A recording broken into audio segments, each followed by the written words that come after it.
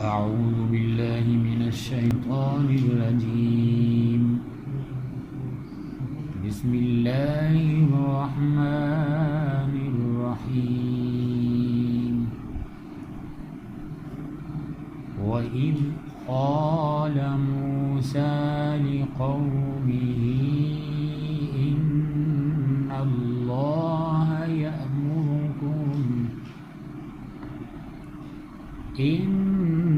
الله يأمركم أن تذبحوا بقرة. قالوا أتتخذنا هزوا. قال أعوذ بالله أن أكون من الجاهلين. قالوا ادع لنا ربك يبين لنا ما هي. قال إنه يقول إنها بقرة لا فارض ولا بكر عوان بين ذلك فافعلوا ما تؤمرون. قالوا ادع لنا ربك يبين لنا ما لونها. قال إنه يقول إنها بقرة صفراء فاقع لونها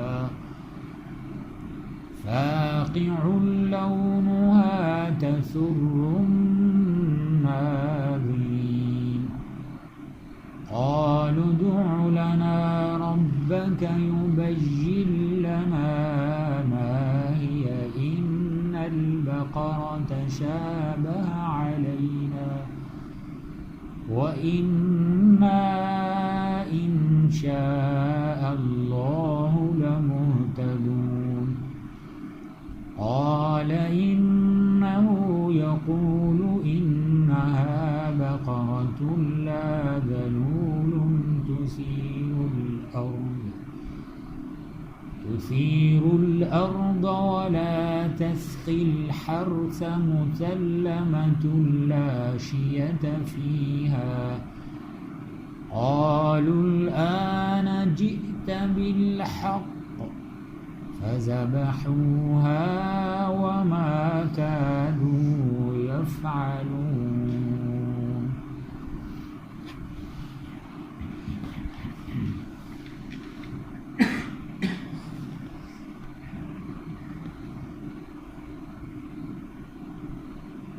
وَإِذْ قَالَ،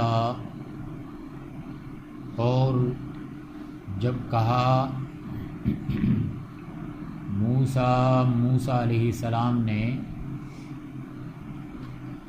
لقومہ اپنی قوم کو ان اللہ بے شک اللہ تعالی یأمرکم وہ تمہیں حکم دیتا ہے ان تذبحوا یہ کہ تم ذبح کرو بقرتن ایک گائے. قالوا انہوں نے کہا اتتخذنا کیا تو پکڑتا ہے ہمیں ہزوا مذاق. قال فرمایا حضرت موسیٰ علیہ السلام نے اعوذ میں پناہ چاہتا ہوں باللہ اللہ کی ان اکونا یہ کہ میں ہو جاؤں من الجاہلین جاہلوں میں سے. قالوا ادع لنا انہوں نے کہا دعا کیجئے ہمارے لیے ربک اپنے رب سے یبین لنا کہ وہ بیان کرے واضح کرے ہمارے لیے ما ہی کہ وہ گائے کیسی ہو. قال فرمایا حضرت موسیٰ علیہ السلام نے انہو بے شک وہ یقول فرماتا ہے انہا بقرۃ بے شک وہ گائے لا فارد ولا بکر نہ بوڑھی ہو اور نہ بچی ہو عوان بین ذالک ان دونوں عمروں کے درمیان فافعلوا پس تم کرو ما تؤمرون جو تمہیں حکم دیا جا رہا ہے قالوا ادع لنا انہوں نے کہا ہمارے لیے دعا کیجئے ربک اپنے رب سے یبین لنا کہ وہ ہمیں واضح کرے ما لونہا اس کا رنگ کیسا ہو قال انہو یقول فرمایا حضرت موسیٰ علیہ السلام نے کہ اللہ تعالیٰ فرماتے ہیں انہا بقرۃ بے شک وہ گائے صفراء زرد رنگ کی ہو فاقع لونہا گاڑھا اس کا رنگ ہو تسر الناظرین تو خوش کر دے دیکھنے والوں کو قالوا ادع لنا کہا انہوں نے دعا کیجئے ہمارے لیے ربک اپنے رب سے یبین لنا کہ وہ واضح کرے ہمارے لیے ما ہی کہ وہ کیسی ہو ان البقرہ بے شک گائے تشابہ علینا متشابہ ہو گئی ہے ہم پر وَإِنَّا اور بے شک ہم انشاء اللہ اگر چاہا اللہ تعالیٰ نے لمہتدون تو ضرور ہدایت پانے والوں سے ہوں گے قال انہو یقول فرمایا حضرت موسیٰ علیہ السلام نے بے شک وہ فرماتا ہے انہا بقرۃ بے شک وہ گائے لا ذلول نہ جوتی گئی ہو تثیر الارض زمین پھاڑنے میں ولا تسقی الحرث اور نہ زمین کو پانی دینے میں مسلمۃ صحیح سلامت ہو لا شیۃ فیہا نہیں داغ دبا ہونا چاہیے اس میں قالوا الآن کہا انہوں نے اب جئت بالحق تو آیا ہے سچ کے ساتھ فذبحوها پس انہوں نے اس کو ذبح کیا وما کادوا اور نہ تھے وہ یفعلون اس طرح کرنے والے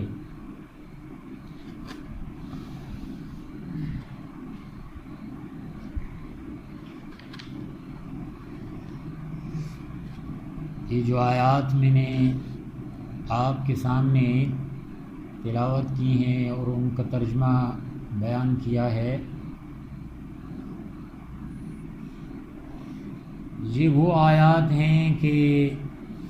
جن کی وجہ سے اللہ تعالیٰ نے اس 2.5 سپارے پر مشتمل اس سورۃ بقرہ کا نام ہی ان آیات اور اس قصے واقعہ کی وجہ سے اس کا نام ہی سورہ بقرہ رکھا ہے۔ ہوا کچھ یہ تھا کہ بنی اسرائیل کے اندر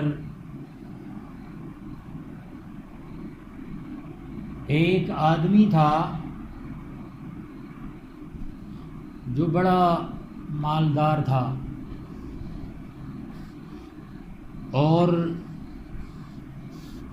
اس کی ایک بیٹی تھی اور پھر دوسری طرف اس کا ایک بھتیجا تھا، بھائی کا بیٹا۔ تو اس کے ذہن کے اندر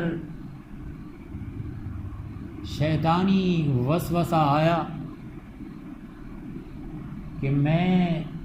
اپنے چچا کو مار کر اس کا جتنا مال ہے، زمین جائیداد جو کچھ بھی تھی، وہ ساری کی ساری میں اپنے نام لگوا لوں اور ساتھ ہی اس کی جو بیٹی ہے اس کے ساتھ میں نکاح کر لوں گا، تو یہ ساری کی ساری دولت یا زمین جو کچھ بھی تھا وہ میرا ہو جائے گا۔ یہ شیطان جو ہے یہ انسان کا اللہ تعالیٰ اسی لیے فرماتے ہیں کہ بہت بڑا دشمن ہے۔ تو یہ اسی طرح انسانوں کو سبز باغ دکھا دکھا کر ان کو اللہ تعالیٰ کے حکموں سے ایسے ہٹاتا ہے کہ ان کو کہیں کا بھی نہیں چھوڑتا۔ اللہ تعالیٰ چاہ جائے کہ بار بار یہ ارشاد فرماتے ہیں کہ انہو لکم عدو مبین، یہ شیطان جو ہے یہ تمہارا بڑا دشمن ہے، لیکن ہم پھر بھی مانتے شیطان کی ہی ہیں۔ اکثریت لوگوں کی ہم یہ دیکھ لیں کہ اللہ تعالیٰ کا حکم کچھ ہوتا ہے لیکن ہم کرتے کچھ ہیں، اللہ کے حکموں کے خلاف کرتے ہیں۔ تو خلاف میں جب کرتے ہیں تو وہ شیطانی بہکاوا ہی ہوتا ہے۔ دوسرے لفظوں میں یہ سمجھیے کہ ہم اللہ کو چھوڑ کر شیطان کے پیچھے چل نکلتے ہیں۔ اللہ تعالیٰ نے انسان کو جس وقت پیدا کیا تو اس کے بعد پھر قرآن میں آتا ہے کہ وَهَدَيْنَاهُمْ نَجْدَيْن، کہ ہم نے اس انسان کو دو راستے دکھلا دیے ہیں۔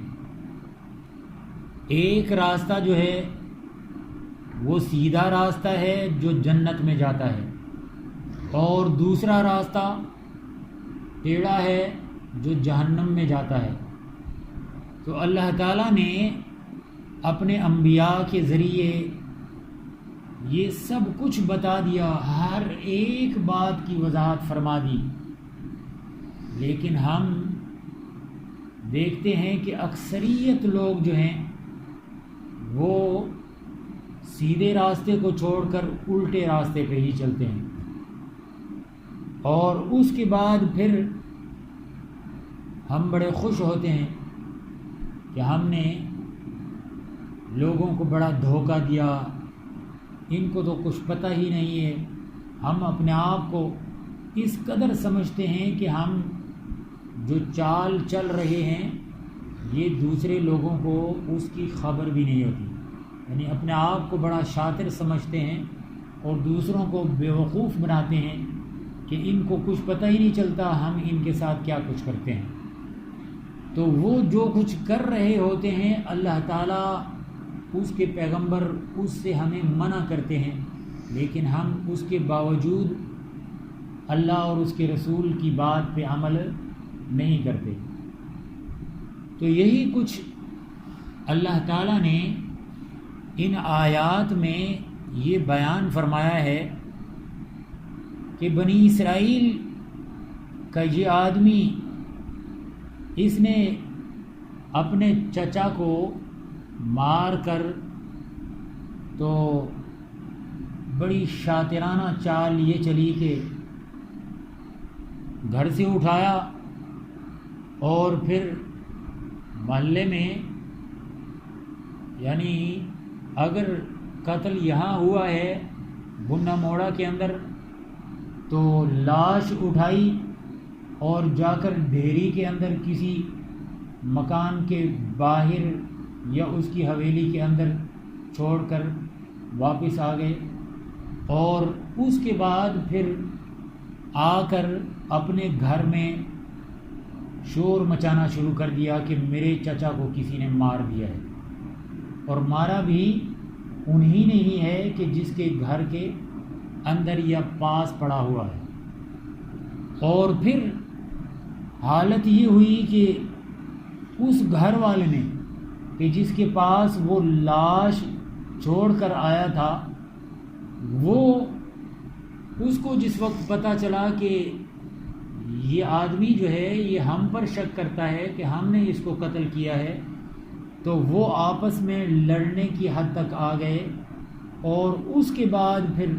جب حضرت موسیٰ علیہ السلام کو اس کے بارے میں پتہ چلا، تو موسیٰ علیہ السلام چونکہ اللہ کے پاس کوہ طور پر جا کر ہم کلام ہوا کرتے تھے، تو انہوں نے جا کر اللہ سے بات کی کہ آج میری قوم کے اندر یہ معاملہ ہو گیا ہے، کسی نے فلاں آدمی کو مار دیا ہے اور اس کی قاتل کا کچھ پتہ نہیں چل رہا۔ تو اس کے بعد حضرت موسیٰ علیہ السلام یہ سمجھیے کہ اللہ تعالیٰ سے پوچھ رہے ہیں کہ اب اس کا کیا حل کرنا چاہیے۔ تو اللہ تعالیٰ نے حضرت موسیٰ علیہ السلام کو سیدھا سیدھا تو نہ بتایا کہ کس نے قتل کیا ہے، ہو سکتا تھا کہ اس پہ بھی موسیٰ علیہ السلام پہ وہ شک کرتا۔ تو اللہ تعالیٰ نے ایک تدبیر یہ چلی کہ حضرت موسیٰ علیہ السلام کو فرمایا کہ جاؤ اور اس کو کہ جو یہ کہتا ہے کہ میرے چچا کو کسی نے قتل کر دیا ہے، تو اس کو کہو کہ ایک گائے ذبح کرے۔ تو یہاں یہ بات اللہ تعالیٰ نے ذکر فرمائی ہے، وَإِذْ قَالَ مُوسَىٰ لِقَوْمِهِ إِنَّ اللَّهَ يَأْمُرُكُمْ أَن تَذْبَحُوا بَقَرَةً۔ موسیٰ علیہ السلام نے اپنی قوم کو یہ فرمایا، إِنَّ اللَّهَ يَأْمُرُكُمْ أَن تَذْبَحُوا بَقَرَةً، اللہ تعالیٰ تمہیں حکم دیتا ہے کہ ایک گائے ذبح کرو۔ تو جس وقت موسیٰ علیہ السلام نے ان کو یہ کہا، تو وہ آگے سے کہنے لگا، قالوا اتتخذنا ہزوا، اے موسیٰ تو ہم سے مذاق کرتا پھرتا ہے۔ تو یہ بات اس نے کیوں کہی؟ اس نے یہ بات اس لیے کہی کہ اس نے کہا کہ موسیٰ ایک تو میرا چچا جو ہے وہ کسی نے قتل کر دیا ہے، اور دوسرا تو ہمیں یہ کہتا ہے کہ یہ گائے ذبح کرو، یہ کیسا عجیب مسئلہ جو ہے نا وہ تم بیان کر رہے ہو۔ تو اس لیے اس نے کہا کہ تو ہمارے ساتھ مذاق کرتا ہے موسیٰ۔ تو اس کے بعد حضرت موسیٰ علیہ السلام نے اس کو یہ فرمایا کہ قال اعوذ باللہ ان اکون من الجاہلین، موسیٰ علیہ السلام نے فرمایا کہ میں کوئی عام آدمی تو نہیں ہوں، میں اللہ کا پیغمبر ہوں، اور تم یہ کہتے ہو کہ میں مذاق کرتا ہوں۔ میں اگر مذاق کروں تو پھر کیا ہو، ان اکون من الجاہلین، میں جاہل آدمی بن جاؤں، یعنی میں کوئی جاہل آدمی تھوڑا ہی ہوں کہ جو تیرے ساتھ مذاق کرتا پھروں۔ میں اللہ کا پیغمبر ہوں، اور جو اللہ پاک نے بات مجھے بتائی ہے میں وہی من و عن تمہیں بتا رہا ہوں، اور تم کہتے ہو کہ یہ مذاق کر رہے ہو۔ اور پھر قالوا ادع لنا ربك يبين لنا ما هي، اب اس کو اتنا تو معلوم تھا کہ یہ اللہ کا پیغمبر ہے، تو کہیں کسی معاملے میں پھنس جاؤں گا، تو اس نے ہیلے بہانے شروع کر دیے۔ اس کو یہ بھی پتہ تھا کہ قتل میں نے خود کیا ہے، تو اب حضرت موسیٰ علیہ السلام کی طبیعت جو تھی وہ تھوڑی سی سخت قسم کے تھے، تو اس نے کہا کہ میں 2-4 سوال ان پہ کروں گا، تو حضرت موسیٰ علیہ السلام کی طبیعت جو ہے وہ سخت ہے، تو یہ غصے میں آ کے کہیں کہ جاؤ بھاگو، میں تیرا فیصلہ کرنے والا کوئی نہیں۔ تو اس لیے اس نے جناب یہ سلسلہ شروع کر دیا، کہنے لگا، پہلا سوال اس نے یہ کیا، قالوا ادع لنا ربک یبین لنا ما ہی، اس نے کہا کہ اپنے رب سے پوچھو کہ وہ گائے جو ہے وہ کس قسم کی ہونی چاہیے، جو اللہ اگر فرما رہے ہیں کہ اس کو ذبح کرو تو وہ گائے کس قسم کی ہونی چاہیے۔ تو حضرت موسیٰ علیہ السلام پھر اللہ کے پاس گئے، تو اللہ تعالیٰ سے یہی بات بیان کی جو اس نے کہی تھی، تو اللہ تعالیٰ نے جواب دیا، قال انہ یقول انہا بقرۃ لا فارض ولا بکر۔ اللہ تعالیٰ نے ارشاد فرمایا کہ اس کو کہو کہ وہ گائے جو ہے نہ بوڑھی ہو نہ بچی ہو، یعنی درمیانی عمر کی ہونی چاہیے، اور عوان بین ذالک، درمیانی عمر کی ہو، فافعلوا ما تؤمرون۔ اللہ تعالیٰ نے ساتھ یہ بھی بیان فرما دیا، کیونکہ اللہ تعالیٰ تو علیم بذات الصدور ہے، وہ ہر ایک انسان کے دلوں کے اندر جو بھید ہیں ان کو بھی جانتا ہے، تو اللہ تعالیٰ کو تو پتہ تھا کہ یہ کیوں کہہ رہا ہے کہ گائے کس قسم کی ہونی چاہیے، تو اللہ تعالیٰ نے فرمایا کہ اس کو کہو کہ جو تمہیں حکم دیا جا رہا ہے نا وہ کام کرو، تو یہ ہیلے بہانے چھوڑ دو۔ لیکن جب حضرت موسیٰ علیہ السلام نے اس کو آ کے بتایا، تو اس کے بعد اس نے پھر ایک اور جناب سوار کر دیا، کیا کہا، قالوا ادع لنا ربک یبین لنا ما لونہا، اے موسیٰ اللہ تعالیٰ سے پوچھو کہ اس گائے کا رنگ کیسا ہونا چاہیے۔